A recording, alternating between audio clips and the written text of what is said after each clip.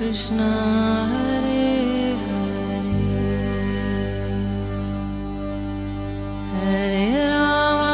हरे राम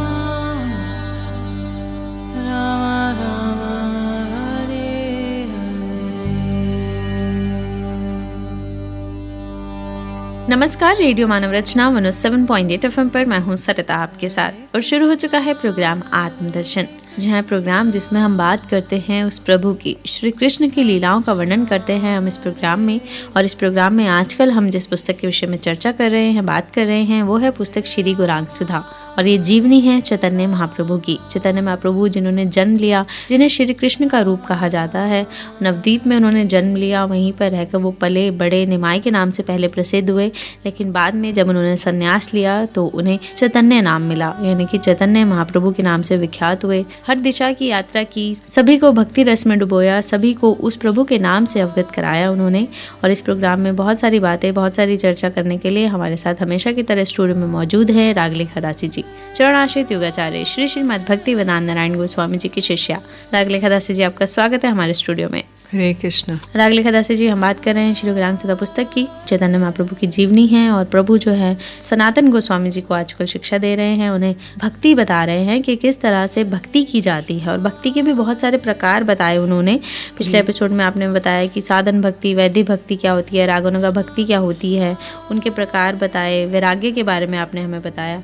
और अब हम आगे बढ़ेंगे कि और किस प्रकार से जो प्रभु उनको बता रहे हैं, गोस्वामी जी को किस प्रकार की शिक्षा और दी उन्होंने। चैतन्य महाप्रभु अब सनातन गोस्वामी जी को भाव भक्ति के बारे में बता रहे हैं जी। तो एक परिभाषा दी गई है भक्ति रसामृत सिंधु में। शुद्ध सत्व विशेषात्मा प्रेम सूर्यांशु साम्य भाका रुचि भी चित मात्सर्यो कृदशो भाव उच्यते जी। प्रेम रूपी सूर्य की किरण सदर्श है विशुद्ध सत्व रूप रुचि के द्वारा। जैसे सूर्य है तो उसकी पहले किरण आती है सुबह, उसके बाद सूर्य दिखाई देता है, तो इसलिए किरण जो है वो भाव भक्ति है और प्रेम जो है एक्चुअली सूर्य है। अच्छा। तो इसलिए जो तत्व चित्त को अत्यंत द्रवित कर देती है उसे भाव कहते हैं। भाव के दो लक्षण है इसमें, शुद्ध सत्व विशेषात्मा, विशेषत्व को ही भाव का स्वरूप लक्षण कहते हैं। और रुचि के द्वारा जो चित्त को द्रवीभूत करना है वो तटस्थ लक्षण है। शुद्ध सत्व विशेषात्मा और रुचि के द्वारा जो है वो द्रवीभूत होना हृदय, उसे कहते हैं भाव। तो विशुद्ध सत्व जो है उसका अर्थ बता रहे हैं कि लादनी, संदनी, संवित का तीनों वृत्तियों से युक्त होके और चित्त में उदित होती हैं, तो उसका नाम है शुद्ध सत्व। शुद्ध सत्व में कभी लादनी, कभी संदनी, कभी संवित की प्रधानता रहती है। और लादनी प्रधान शुद्ध सत्व को ही विशेष अवस्था को भाव कहते हैं। अलादनी मतलब राधा रानी, तो अच्छा। आलाद देने वाली मतलब आनंद देने वाली। तो जब वो हृदय में प्रकाशित होता है, राधा रानी की किरणें शक्ति संचरित होती है, तभी वो शुद्ध सत्व हृदय में आता है जी। और शुद्ध सत्व विशेषात्मा अर्थात शुद्ध सत्व की विशेष वृत्ति, विशेष ही जिसकी आत्मा है, उसे कहते हैं शुद्ध सत्व विशेषात्मा। तो यही भाव जब थोड़ा गाढ़ा हो जाता है, संपूर्ण रूप से चित्त को कोमल बना देता है। मतलब भाव इतना अधिक हो गया कि सारा चित्त एकदम सॉफ्ट, एकदम मेल्टेड बटर की तरह हो गया और कृष्ण के प्रति बहुत ममत्व बुद्धि आ गई, तब उसे प्रेम कहते हैं जी। जैसे कि नारद पंचरात्र में कहा गया है, अनन्य ममता विष्णु ममता प्रेम संगता भक्ति रुच्यते भीष्म प्रहलादो उद्धव नारदे। विष्णु में अनन्य ममता और विष्णु के ही यदि ममता के एकमात्र पात्र हो तो अन्य कोई नहीं, तो ऐसे प्रेम से परिपूर्ण ममता को भीष्म प्रहलाद नारद उद्धव आदि वैष्णवों ने भक्ति कहा है। तो अब प्रेम प्राप्ति का उपाय क्या है? तो श्रीमद् महाप्रभु बोले, सनातन यदि भक्ति उन्मुखी कोई सुकृति के फल से किसी जीव के शुद्ध भक्ति के प्रति श्रद्धा उत्पन्न हो जाती है तो वह शुद्ध भक्तों का संग करने लगता है। तो कहते हैं कोई उसकी सुकृति है पूर्व जन्म की, या इस जन्म की, तो उसके बाद वो किसी शुद्ध भक्तों का संग करने लगे, तो उस संग से उसको श्रवण कीर्तन आदि भक्ति के अंगों का पालन करने लगता है।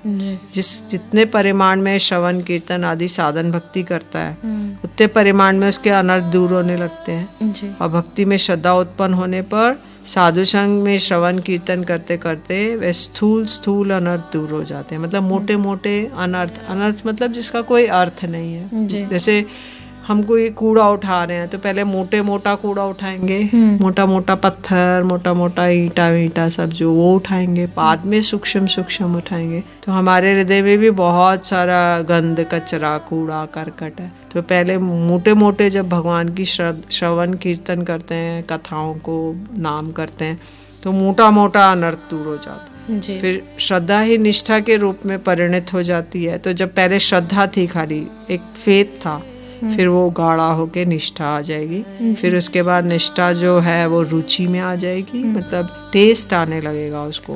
टेस्ट, जैसे रसगुल्ला खा रहे हैं तो उसकी मिठास का अनुभव हो रहा है, तो रुचि हो जाएगी, टेस्ट हो जाएगा। और फिर रुचि जब प्रगाढ़ हो जाती है तो आसक्ति होती है।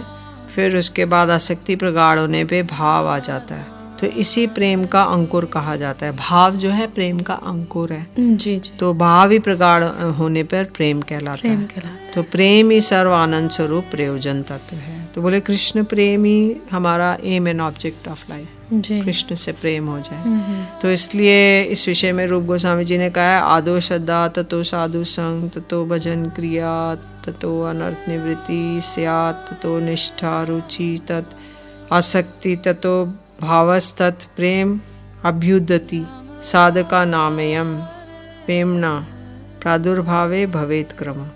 तो ऐसा पहले बताया जा चुका है। जिसके व्यक्ति के हृदय में सर्वप्रथम श्रद्धा होती है, उसको शास्त्रों में सुदृढ़ विश्वास हो जाता है। उसके बाद श्रद्धा से उसको साधुओं का संग मिलता है। फिर उससे साधुओं के संग से भजन क्रिया होती है, जैसे कि गुरुपद आश्रय, शिक्षा दीक्षा लेता है। और उसके बाद उसके हृदय की अनर्थ निवृत्ति होती है। फिर अनर्थ निवृत्ति से निष्ठा होती है। निष्ठा के बाद रुचि से आसक्ति, और आसक्ति से साधन भल होती है, और क्रमशः भाव, और अंत में प्रेम हो जाती है। इस क्रम से साधकों के हृदय में प्रेम उत्पन्न होता है। और इससे पहले श्री चैतन्य महाप्रभु ने सनातन गोस्वामी जी को साधन भक्ति के विषय में बताया था। अब भाव भक्ति एवं उसके लक्षणों का वर्णन कर रहे हैं जी। तो भाव भक्ति के लक्षण बता रहे हैं कि भाव को प्रेम का अंकुर कहा जाता है। मतलब जैसे एक हमने बीज बोया, पहले अंकुर निकलेगा, फिर पेड़ निकलेगा उसमें से, और फिर धीरे धीरे वो बड़ा होगा, फिर उसमें फल निकलेगा। तो फल तो प्रेम है, लेकिन अंकुर जो है वो भाव है। तो इसलिए पहले भाव आना जरूरी है। पहले भाव आएगा। पहले साधन भक्ति मतलब प्रैक्टिस कर रहे हैं हम, फिर भाव भक्ति, फिर प्रेम भक्ति आएगी। जी। तो प्रेम रूपी सूर्य को किरण सदृश कहा गया है। जब किसी के हृदय में भाव उत्पन्न हो जाता है तो रूप गोस्वामी जी निम्नलिखित लक्षणों का वर्णन करते हैं। अब कैसे पता चलेगा किसी के हृदय में भाव आ गया? तो इसलिए हमारे जो वैष्णव आचार्य हैं वो लोग बहुत जीनियस, मतलब ये सब बहुत सूक्ष्म बातें हैं जो एक्सपीरियंस से आती है, धीरे धीरे आती है जब हम भक्ति रस में। कोई जो वैष्णव आचार्य हैं उन्होंने वर्णन किया है इसको बुक्स में कि देखो ऐसे ऐसे होगा तो समझ लो भाव है। तो बताते शांतिर अव्यत कालत्वम विरक्ति मान शून्यता आशाबन समुत्कंठा नाम गाने सदा रुचि आसक्ति तद गुण आख्याने प्रीति तद वसति स्थले इत्याद्यो अनुभावा शिवजात भावांकुरे जने। तो जिसके हृदय में भाव उत्पन्न हो जाता है उसमें ये लक्षण दिखाई पड़ते हैं। शांति मतलब कोई चित्त विक्षिप्त होने का कारण उपस्थित होने पे भी चित्त विक्षिप्त नहीं होता। कोई अगर उसको इरिटेट करेगा, कुछ गाली देगा या कुछ और काम करेगा, वो आराम से बैठा रहेगा, उसको कुछ फर्क नहीं पड़ेगा जी। तो और अव्यर्थ कालत्व, उस समय व्यर्थ नहीं करेगा कि कृष्ण से संबंधित वस्तुओं के अतिरिक्त अन्य संबंधों में उसका वैराग्य रहेगा। मान शून्यता मतलब सारे सर्वगुण संपन्न होने पे भी अपने को कुछ नहीं समझता है। आशाबंद, तो वो सोचेगा भगवान की कृपा मेरे पर अवश्य ही होगी, ये विश्वास होना। और बहुत उत्कंठा होगी उसको, भगवान के नाम गुण आदि का वर्णन करने के लिए आसक्ति होगी, भगवान के धाम आदि लीला स्थलियों के प्रति प्रीति होगी, यहाँ तक भाव के लक्षणों के बाद प्रभु कहने लगे, सनातन अब तुम प्रेम के लक्षणों के विषय में सुनो। जिसके हृदय में कृष्ण प्रेम प्रकट हो जाता है, उसकी बातों को, क्रियाओं को और उसके हाव भाव को पंडित व्यक्ति भी नहीं जान पाते। तो इसलिए भक्ति रसामृत सिंधु में कहा गया है कि जिस सौभाग्यवान व्यक्ति के हृदय में प्रेम उदित हो जाता है, उसकी क्रियाओं और हाव भावों को समझना शास्त्र विज्ञ व्यक्तियों के लिए सुदुर्लभ है। उसकी क्रियाओं को देखकर कभी कभी लोग उसे पागल समझते हैं। यहाँ तक कि शास्त्रवेता व्यक्ति भी उसके भावों को नहीं समझ सकता। इसके प्रमाण है देवानंद पंडित। जब उनकी भागवत सभा में देवानंद पंडित श्रीवास पंडित जी की सभा में गए, तो जब वो भागवत कह रहे थे तो उसको सुन के उनके अंदर प्रेम के विकार आ गए। तो वो उनके मुख से फैन निकलने लगा, आंखों से अश्रु बहने लगा और वो मूर्छित हो गए वहाँ पर। तो उनके जो शिष्य लोग थे उन्होंने कहा, ये क्या हमारे गुरुजी के कथा में व्यवधान डाल रहा है। तो उसको उठा के लेके और बाहर फेंक दिया। अच्छा। तो इसलिए कोई भी व्यक्ति समझ नहीं पाता है कि ये क्या हो। वो सोचते हैं ये पागल है, ऐसे कर रहा है, लोटपोट कर रहा है, ऐसे हो रहा है, लेकिन वो भाव आ रहे होते हैं। तो इसलिए ये बड़ा कठिन कार्य है। तो इसलिए बताया गया है कि एवं व्रत सप्रिय नाम कीर्त्यो जातानुरागो दुतचित्ते उच्चे हसत्यो रोदती रोती गाये तन उन्मादवत नित्यति लोक भाइये। जो कृष्ण सेवा को अपना जीवन का व्रत मान लेते हैं, भगवान के नामों का कीर्तन करते हैं, आनंद से कभी जोर जोर से हंसते हैं, कभी रोते हैं, कभी गाते हैं, कभी चिल्लाते हैं और कभी लोक लाज का परित्याग करके उन्मत्त होकर नृत्य करने लगते हैं। और इसके बाद कृष्ण प्रेम क्रमशः बढ़ता हुआ स्नेह, मान, प्रणय, राग, अनुराग, भाव, महाभाव की स्थिति को प्राप्त हो जाता है। इसे समझाने के लिए प्रभु ने गन्ने का रस का उदाहरण दिया। जैसे कि गन्ने के बीज से गन्ना होता है और गन्ने का रस उत्पन्न होता है। उसके बाद वो गुड़ बनता है, फिर खांड बनता है, फिर शक्करा बनता है, फिर सीता या मिश्री बन जाता है और शुद्ध मिश्री होती है। इसी प्रकार गन्ने के रस से आरंभ करके आस्वादन और बढ़ता रहता है। पहले तो वो गन्ने का रस था, शुगर केन जूस, लेकिन वो जब मिश्री बन जाता है तो उसका टेस्ट ही डिफरेंट हो जाता है, लेकिन और गाढ़ा होता जा रहा है। उसी प्रकार प्रेम से आरंभ कर स्नेह, मान आदि का आस्वादन भी क्रमशः वृद्धि को प्राप्त होता है। जी। तो भक्ति में सबसे पहले भाव आना बहुत ज़रूरी है। इसमें ये समझाया प्रभु ने कि भाव किस तरह से आते हैं। जब आप प्रभु में चाहते हैं कि आप प्रभु की भक्ति करें और धीरे धीरे जब आप उनको समझने लगते हैं, उनसे अटैच हो जाते हैं, प्रभु से अटैच हो जाते हैं, तो आपको भाव आने लगते हैं। और धीरे धीरे जब ये भाव बढ़ते हैं, उसमें श्रद्धा बढ़ती है, तो फिर आपकी प्रेम भक्ति शुरू होती है। तो ये प्रसंग हमें अभी बताया रागलिखा दासी जी ने। आगे और भी जानेंगे इसी कड़ी में, लेकिन एक छोटे से ब्रेक के बाद सुनते हैं एक प्यारा सा भजन, फिर लौट कर आते हैं। आप जुड़े रहिए रेडियो मानव रचना 107.8 FM के साथ प्रोग्राम आत्मदर्शन में। Feel good, feel live.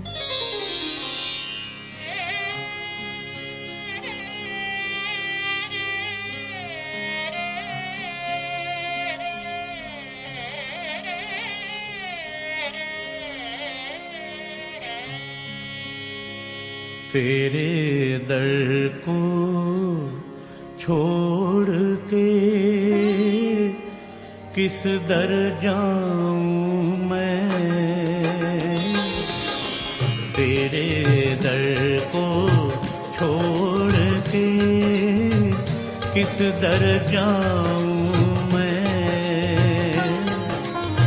सुनता मेरी कौन है, सुनता मेरी कौन है, किसे सुनाऊं मैं।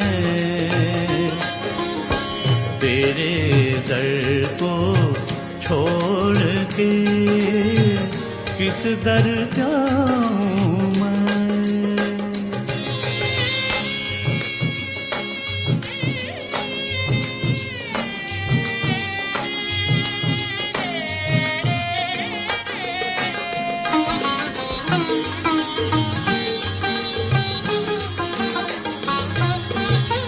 देख लिया जग सारा मैंने, तेरे जैसा मीत नहीं दाता, तेरे जैसा मीत नहीं, तेरे जैसा सबल सहारा, तेरे जैसी प्रीत नहीं।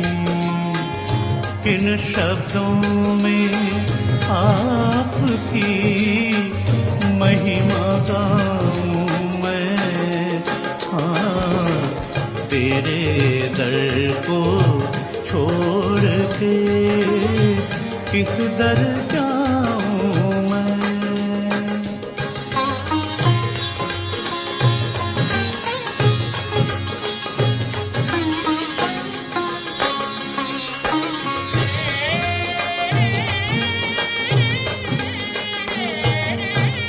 मेरे पाप कर्म ही तुझसे प्रीत ना करने देते हैं, दाता प्रीत ना करने देते हैं। कभी जो चाहूं मिलूं आपको, रोक मुझे वो लेते हैं। कैसे स्वामी आपके दर्शन पाऊं मैं, हाँ तेरे दर को छोड़ के किस दर जाऊं मैं।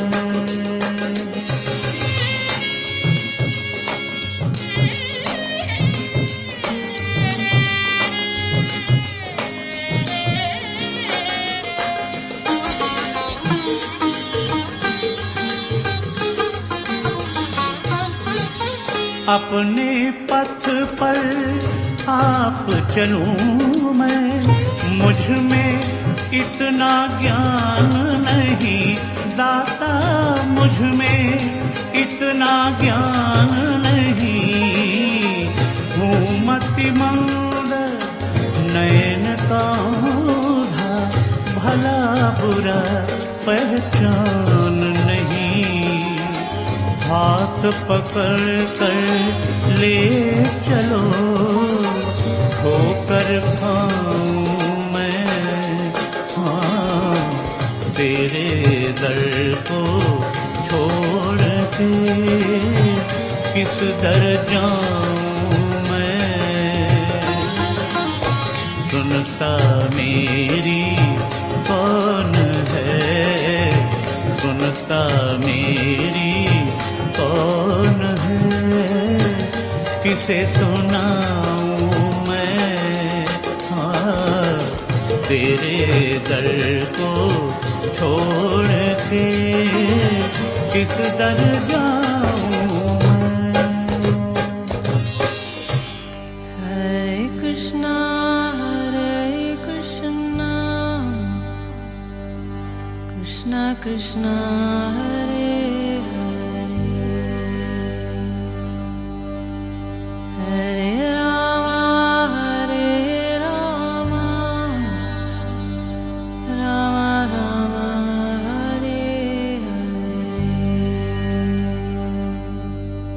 स्वागत है आप सभी का एक बार फिर रेडियो मानव रचना 107.8 FM पर। सरिता हूँ आपके साथ प्रोग्राम आत्मदर्शन में, और जान रहे हैं रागलेखा दासी जी से श्री गौरांग सुधा पुस्तक के विषय में। चैतन्य महाप्रभु जी की जीवनी है। चैतन्य महाप्रभु बता रहे हैं कि किस तरह से उन्होंने सनातन गोस्वामी जी को जो है संदेश दिया भक्ति का, और बहुत सारे प्रसंग इसमें बताए गए हैं। अभी हमने जाना रागलेखा दासी जी से भाव भक्ति के बारे में, और किस तरह से भाव भक्ति प्रेमा भक्ति बनती है ये वर्णित किया गया है इस प्रसंग में। और अब जानते हैं रागलेखा दासी जी से कि किस तरह से उन्होंने रसों का जो है स्वाद करवाया गोस्वामी जी को, ये आप हमें बताएं। तो चैतन्य महाप्रभु सनातन गोस्वामी जी को बता रहे हैं कि अधिकार भेद से स्थायी भाव 5 प्रकार का होता है। शांत, आस्य, सख्य, वात्सल्य, मधुर। ये 5 प्रकार की रति ही स्थायी भाव है, और इसमें कुछ रस मिलाते हैं, 4 प्रकार की सामग्री मिलाते हैं। तो विभाव, अनुभाव, सात्विक, व्यभिचारी। तो फिर वो बन जाता है शांत रस, रस बन जाता है शांत रस, दास्य रस, सख्य रस, वात्सल्य रस, मधुर रस। विभाव आदि सामग्री के मिलने पर 5 प्रकार की रति या स्थायी भाव चमत्कार पूर्ण हो जाता है, इसलिए इसे रस कहा जाता है। जिस प्रकार छेना तो जैसे छेना बनाया दूध का, तो उसका कोई ज्यादा टेस्ट नहीं होता है, फीका सा, ब्लैंड। जी। लेकिन अगर उसमें चीनी मिला दी जाए और रसगुल्ला बना दिया जाए या चमचम बना दी जाए तो, या फिर दही में चीनी मिलाए, काले मिर्च, कपूर आदि मिलाने से रसाला बन जाता है।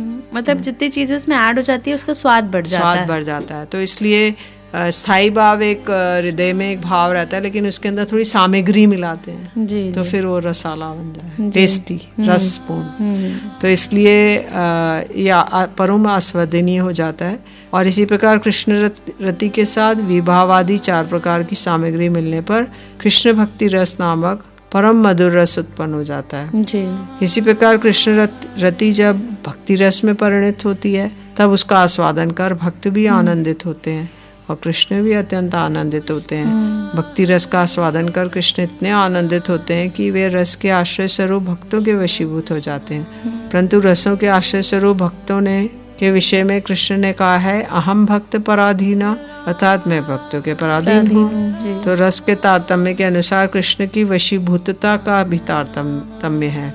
मधुर रस अन्य रसों की अपेक्षा सर्वश्रेष्ठ होने के कारण कृष्ण सबसे अधिक मधुर रस के भक्तों के वशीभूत होते हैं और यही कारण है कि उन्होंने रास के समय मधुर रस के आश्रय ब्रजदेवियों के समक्ष मुक्त कंठ से स्वीकार किया, ना पारे हम निर्वध्य संयुजा आदि, मैं तुम्हारा ऋण देवताओं की समान आयु पाकर भी चुका नहीं सकता। तो अर्थात कहते हैं कि कृष्ण तो बहुत सुंदर है। वो जब यशोदा मैया की गोदी में होते हैं तो बड़े सुंदर लगते हैं कि उनके समान कोई दूसरा लाला नहीं है जी। लेकिन जब वो सखाओं के साथ होते हैं तो भी बड़े सुंदर हैं वो। लेकिन उससे भी ज्यादा वो सुंदर लगते हैं जब वो रास लीला में गोपियों ने अपने जो दुपट्टे थे ओढ़ने वो बिछा दिए और कृष्ण आकर उस पर बैठ गए, जो उस वक्त उनका स्वरूप था। और जब वो गोपियां उनके लिए गान कर रही हैं यमुना के पुलीन पे और वो सहसा प्रकट हुए तो वो एकदम मनमथ मतलब कामदेव के मन को भी मथ देने वाला स्वरूप था। तो 5 प्रकार की माला पहन कर आए और मोर मुकुट लगा कर आए और गले में पीतांबर पीला दुपट्टा पहना, पीले रंग के धोती पहना और मंद मंद मुस्कुराते हुए कुछ लजाते हुए कि हे ब्रज गोपियों, मैंने तुम्हें बड़ा कष्ट दिया, तुम तो रोती रही, मेरे लिए विलाप करती रही, मैं तो छुप के सुन रहा था। तो अब मैं आपका अपराधी हूँ, आप मुझे क्षमा कर दो जी। तो जो उनका जो वो था तासाम आविर्भूत शौरी स्मेयमान मुखाम्बुज, मंद मंद मुस्कुरा रहे हैं, पीताम्बरो धरस्त्रग्वी साक्षात मनमदा। उन्होंने 5 प्रकार की माला धारण की हुई है और उस वक्त कामदेव भी आया धनुष्मान लेके तो वो भी मूर्छित हो गया। तो इतने सुंदर लग रहे हैं। तो सबसे ज्यादा जो पराकाष्ठा है सौंदर्य की वो है मधुर रस में। जब गोपियों की सभा में जैसे सुंदर कृष्ण लग रहे हैं वैसे सखाओं के साथ कृष्ण लग रहे हैं लेकिन उतने नहीं। और जब मैया की गोदी में हैं लेकिन जो पराकाष्ठा गोपियों के साथ है वो उनकी नहीं पता चल रही है जी। तो इसलिए चैतन्य महाप्रभु ने रस सामग्री के बारे में बताया, विभाव, अनुभाव, सात्विक, व्यभिचारी। फिर बताया रस 5 प्रकार का होता है, शांत रस, दास्य रस, सख्य रस, वात्सल्य रस और मधुर रस। तो शांत रस में कृष्ण के प्रति प्रगाढ़ निष्ठा होती है और कृष्ण के अतिरिक्त अन्य किसी भी की भी कामना नहीं होती, परंतु इसमें कृष्ण के प्रति ममता बुद्धि नहीं है। कृष्ण मेरे हैं ये बुद्धि नहीं होती। शांत रस में ये बुद्धि रहती है कि कृष्ण परमात्मा है और वे सर्वत्र ही विद्यमान है जी। और वे आत्माराम आप्त काम है। और शांत रस में रति केवल प्रेम की अवस्था तक पहुंचती है जी। फिर दास्य रस है। दास्य रस में भक्तों के कृष्ण के प्रति प्रगाढ़ निष्ठा होती है जी। और इसके अतिरिक्त कृष्ण के प्रति उनकी ममता बुद्धि है और कृष्ण को प्रसन्न करने के लिए वे उनकी सेवा करते हैं। वे लोग सोचते हैं कि हम नंद बाबा के यहाँ नौकर चाकर हैं तो वो लोग भी कृष्ण को अपना पुत्र मानते हैं। वे नहीं सोचते कि हम लोग तो नौकर हैं, हमारा क्या लेना देना। वो यही संबंध से रहते हैं कि ये हमारे पुत्र हैं जी। उनका लाड प्यार करते हैं। तो उनकी कृष्ण के प्रति प्रसन्न करने के लिए, कृष्ण को प्रसन्न करने के लिए उनकी सेवा करते हैं। परंतु दास्य रस के भक्तों के हृदय में कृष्ण के प्रति गौरव बुद्धि है, ऐश्वर्य बुद्धि है। पर ऐश्वर्य बुद्धि होती है, वो उनके साथ खेल कूद नहीं करते, उनके पलंग पे नहीं चढ़ते। तो इसलिए ये है दास्य रस। और उनको ये भावना आती है कृष्ण मेरे प्रभु हैं, मैं उनका दास हूँ, जैसा मुझे आज्ञा देंगे मैं वैसा करूँगा। तो दास्य रस में रति, स्नेह, मान, प्रणय और राग तक बढ़ता है। फिर सख्य रस में भक्तों के कृष्ण के प्रति गौरव बुद्धि, ऐश्वर्य बुद्धि नहीं होती। मतलब कृष्ण तो भगवान है, मेरे प्रभु हैं, ऐसा नहीं भाव होता। वो तो कहते हैं हमारा सखा है, तो तुम तो इसलिए वो बोलते हैं कि कृष्ण के प्रति प्रगाढ़ उनको ममता होती है। कृष्ण हमसे श्रेष्ठ हैं, सखाओं की ऐसी बुद्धि नहीं होती। वे कृष्ण को अपने समान ही मांगते हैं। सुबल, मधुमंगल कृष्ण के सखा सख्य रस के पात्र हैं, और सख्य रस में रति स्नेह से अनुराग में तक बढ़ती है, परंतु सुबल आदि कुछ सखाओं में रति भाव तक बढ़ती है। फिर वात्सल्य रस में भक्त कृष्ण को अपना पाल्य पुत्र मानते हैं और स्वयं को उनका पालक। वो कहते हैं कृष्ण तो इतना छोटा है, कुछ कर नहीं सकता है, तो वो हम पालक हैं और वो हमारा पुत्र है। तो इसलिए अपने को कृष्ण से बड़ा मानते हैं और कृष्ण को अपने अनुग्रह का पात्र मानते हैं। कृष्ण के मंगल के लिए वे कृष्ण को डांट फटकार भी लगाते हैं, जैसे माता यशोदा, नंद बाबा आदि वात्सल्य रस के पात्र हैं। तो इसके बाद मधुर रस का वर्णन कर रहे हैं कि अंग संग द्वारा कृष्ण की सेवा करते हैं, और कृष्ण की उनकी संतुष्टि ही मधुर रस का प्रधान गुण है, और कृष्ण की प्रेयसियां ही मधुर रस की पात्र हैं। फिर बताया मधुर रस दो प्रकार का है, स्वकीय मधुर रस और परकीय मधुर रस जी। तो इसमें बताया कि स्वकीय में द्वारका में कृष्ण की रुक्मिणी, सत्यभामा आदि स्वकीय मधुर रस में है, और परकीय में जो वृंदावन में गोपियां हैं वो परकीय में है। तो उसमें कृष्ण उनके पति नहीं है, कृष्ण से उनका विवाह नहीं हुआ, लेकिन फिर भी प्रेम रह सकता है, लेकिन इतना अधिक प्रेम है कि वो कृष्ण के लिए कुछ भी कर सकती है, अपने पति, पुत्र आदि सबको छोड़कर और उनके पास चली आती हैं। और जो द्वारका की महिषी है वो उनसे विवाहिता है। अच्छा, तो उनका प्रेम न्यून है। इस जगत में जो शादीशुदा हैं उनको माना जाएगा ये लोग सही हैं, और जो छुप छुप के मिल रहे हैं उनको माना जाएगा ये गलत है। लेकिन उस जगत में जो वैसे मिल रहे हैं, प्रेमी प्रेमिका है, गोपियां और कृष्ण, वो सर्वश्रेष्ठ। लेकिन उनका उस युग के प्रेम को और आज के युग के उसको हम कंपैरिजन नहीं कर सकते। हाँ, नहीं, बहुत अलग है। नहीं, वो है, वो भगवान कर रहे हैं। हाँ, तो भगवान और उनके उस जगत के बीच में वो प्रेम, उस जगत में जो प्रेम है और इस जगत में जो प्रेम है इन्वर्टेड ट्री है। मतलब वहाँ पे जो जड़ है नीचे और पत्ता ऊपर है, तो यहाँ पे पत्ता नीचे और जड़ ऊपर है। तो जो यहाँ पे सर्वश्रेष्ठ माना जाता है वो स्वकीय है। मतलब पति पत्नी विवाह करके रह रहे हैं तो सब लीगली मतलब एक्सेप्टेड। लेकिन अगर वहाँ पे वो जो परकीय भाव है गोपियों का और कृष्ण का, जो प्रेम के बंधन के द्वारा बंधे हुए हैं, वो सर्वश्रेष्ठ है। जी जी। तो इसलिए इस जगत में और जगत में उल्टा है, इन्वर्टेड ट्री। तो इसलिए तरह तरह के भावों का वर्णन कर रहे हैं चैतन्य महाप्रभु। पूर्व राग, मान, प्रवास, प्रेम, वैचित्य, ये 4 प्रकार के विप्रलंबों का वर्णन करते हैं।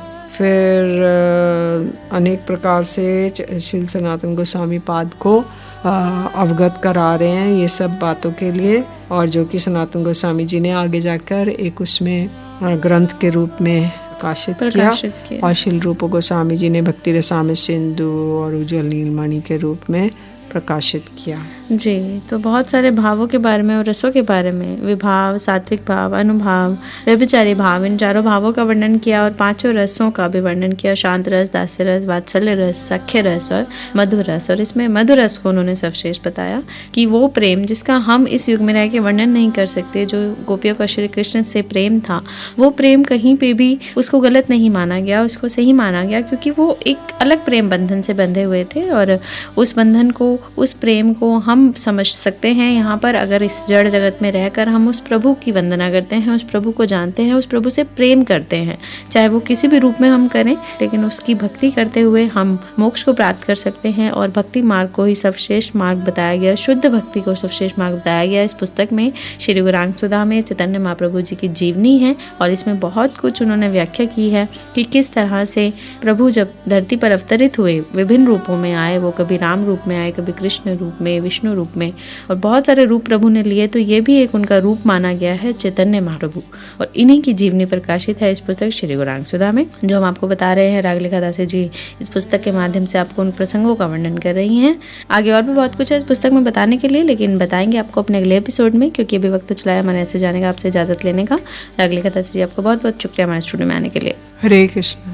तो अगले एपिसोड में और भी बहुत कुछ जानेंगे श्री गौरांग सुधा पुस्तक के विषय में, लेकिन अभी के लिए मुझे दीजिए इजाजत और सुनते रहिए रेडियो मानव रचना 107.8 FM पर आने वाले और भी प्रोग्राम्स को। Feel good, feel live.